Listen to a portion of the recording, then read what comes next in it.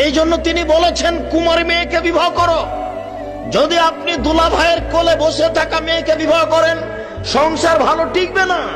দুলা ভাই তো জেনা করার তালে শ্যালিকাকে যা কিছু চেয়েছে দিয়েছে, ও সংসার বিলিয়ে দিতে রাজি। ও তো জেনার তালে খুঁজছিল, ঘুরছিল। কাজেই শ্যালিকা বলেছে যে 10,000 টাকা লাগবে। 10,000 কেন তুই আরো নে না। দুলা ভাইয়ের সাথে চলা মেয়েকে বিবাহ করলে আপনার সংসারে যখন আসবে, তখন দুলা ভাইয়ের সুবিধা তার বারবার মনে পড়বে, আপনাকে মূল্যায়ন করতে পারবে না। বাপের কাছে দামি জিনিস নেওয়াটা স্মরণে থাকে না। বাপ একটা জিনিস কিনে নিয়ে এসে দিয়েছে, তখন মেয়ে বলছে আব্বু আমি এটা নিব না। নেও মা নেও না, আমি এটা নিবই না, আমাকে এত দামের দিতে হবে। তখন বাপ আবার ওটা ঘুরিয়ে নিয়ে গিয়ে 5,000 টাকা দামের একটা কাপড় নিয়ে এসে দিয়েছে, কিন্তু এই কাপড়ের সাথে স্বামীর কাপড়ের তুলনাও করবে না।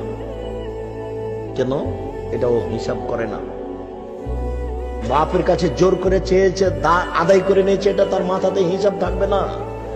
বাপ যদি জমিদার হয় আর স্বামী যদি দিনমজুর হয়, সে ভাববে আমার পিতা জমিদার মানুষ, তার সংসার এভাবে চলতেই পারে। আমার স্বামী কুড়ে ঘরে থাকে, এটা আমার সংসার, এটা ভেবে নিবে। কিন্তু দুলা ভাইয়ের সাথে সে তার স্বামীকে সমতা করে দেখবে।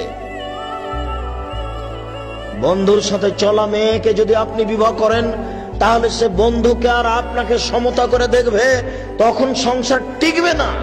এই কারণে তিনি বলেছেন তোমরা কুমারী মেয়েকে বিবাহ করো যে পুরুষকে বুঝে না, এমন মেয়েকে বিবাহ করো যে পুরুষই বুঝে না।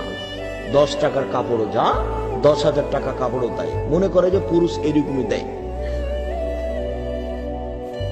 বাপ কোটি টাকা দিয়ে কাপড় কিনেছে, এটা বাপের টাকা কেউ হিসাব করতে পারবে না, এটা করেই না, ওটা তার মাথাতেই থাকবে না। এমনি কান্নাকাটি করে জোর করে বাপের কাছ থেকে একটা আদায় করে নিয়েছে।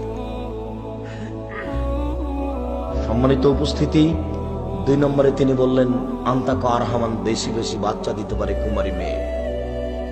আপনি তালাক প্রাপ্ত মেয়েকে বিবাহ করেছেন, আগের স্বামীর মাধ্যমে 3টে বাচ্চা হয়েছে, তার পেটে বাচ্চা ছিল মাত্র 6টা, এখন কয়টা হবে? আর 3টে। আপনি দুলা ভাইয়ের সাথে চলা, বন্ধুর সাথে চলা মেয়েকে বিবাহ করেছেন, অবৈধভাবে তার বাচ্চা আগে 2টা নষ্ট হয়েছে, তার পেটে মোট বাচ্চা ছিল 5টা, এখন কয়টা হবে? 3টে। অতএব কুমারী মেয়েকে বিবাহ করেন, তিনি এমনি বলেন নিয়ে কারণ আছে। তিনি বলেন ওয়ার জাবিলে আসিরে, অল্পতেই খুশি। স্বামী যা দিবে তাতেই খুশি হয়ে যাবে।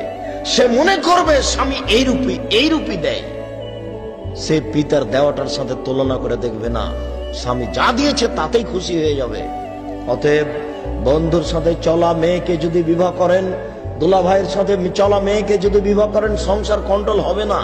ঠিক আছে, সুন্দরী মেয়ে পাওয়া গেছে, তাহলে আপনি একটু দেখে নেন, দেখে নিয়ে বিবাহ করতে হবে।